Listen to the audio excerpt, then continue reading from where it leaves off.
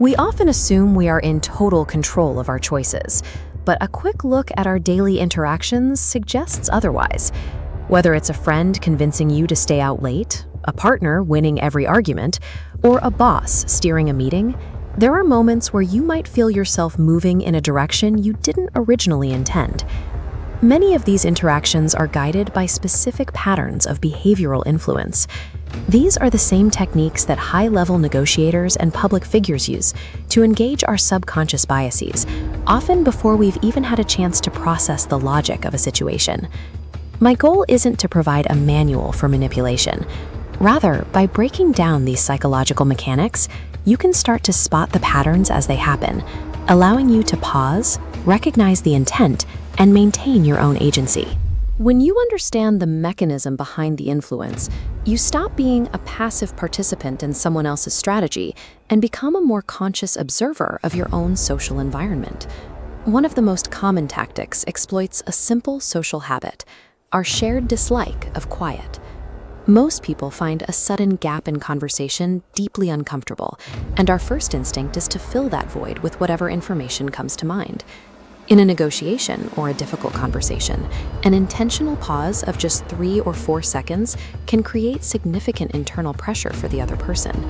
Often, they will attempt to resolve that awkwardness by offering more details, over-explaining their position, or even softening their own demands without being asked. Another method involves narrowing the decision space, commonly referred to as the illusion of choice. Instead of asking a question that allows for a yes or no, the options are framed so that either selection leads toward a specific objective. This chart shows how the framework shifts. If you ask a client, "Can we meet this week?" you are inviting them to consider their schedule and potentially say no. But if you ask, "What works better for our meeting? Thursday at 2 or Friday morning?" their brain naturally shifts from deciding if they want to meet to deciding when it's most convenient. By designing the options, you bypass the possibility of a no before it's even considered. Then there is the tendency for people to prioritize being right over being private. This is known as Cunningham's Law, the observation that people are much more likely to correct a mistake than they are to answer a direct question. If you are trying to find out what someone paid for their car and they seem hesitant, making a confident, incorrect guess, like, "That model must have cost at least $30,000, can trigger an immediate reflex. Their desire to correct the record often outweighs their desire to keep the price secret, leading them to reveal the actual figure just to prove you wrong. These methods are effective because they don't require complex persuasion. They simply lean on our reflexive responses to social pressure, our focus on provided options, and our own egos. Some tactics are even more counterintuitive. According to the Ben Franklin effect, if you want someone to have a more positive view of you, you shouldn't do something for them. You should ask them to do a small favor for you. This works because of cognitive dissonance. When a person helps someone they don't particularly like, it creates a psychological contradiction. To resolve that internal friction, the brain creates a new narrative. I wouldn't help someone I didn't like, so I must actually find this person agreeable. The brain essentially rewrites its own opinion to match its actions. Benjamin Franklin famously used this approach to neutralize a political rival. Rather than trying to win him over with flattery, Franklin simply asked to borrow a rare book from the man's library, knowing that the act of lending it would subtly shift his rival's perspective. We are also naturally drawn to people who remind us of ourselves. By subtly mimicking the physical and verbal cues of another person, you can engage their mirror neurons, creating a subconscious sense of familiarity and trust. The key is subtlety. If they lean back, you might wait a few seconds before doing the same. If they use specific vocabulary, calling a project challenging rather than hard, you can adopt those same words. This creates a sense of alignment without the other person realizing they are being reflected. In requests for larger favors, some people use the door-in-the-face technique.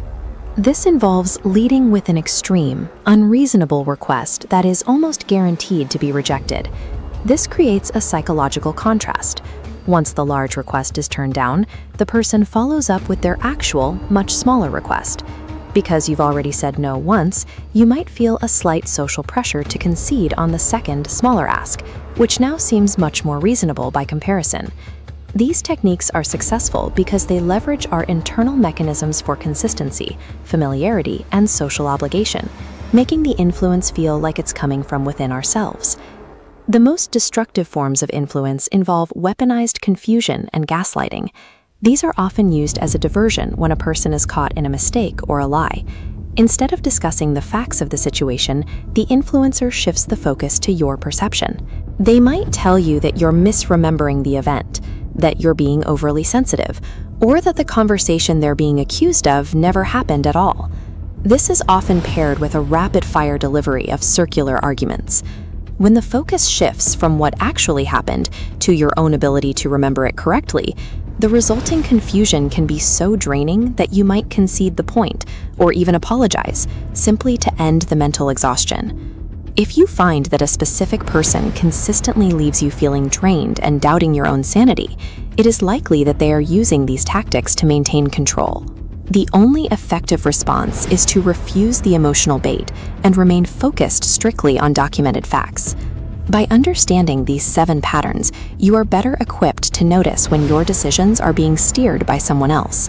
Recognizing the tactic is the first step toward neutralizing its effect. Like any tool, these psychological insights are inherently neutral. A knife can be used to prepare a meal or to cause an injury. The tool remains the same, but the outcome is defined by the person's intent. Take a moment to think back on your own interactions this week. You might realize that you've already encountered one of these tactics, or perhaps you've used one yourself without thinking about the underlying mechanism. To see if you've picked up on the pattern, consider this. Will you subscribe to the channel now, or wait until after you've checked out our other videos? By recognizing that choice for what it is, you've already started applying what you've learned today.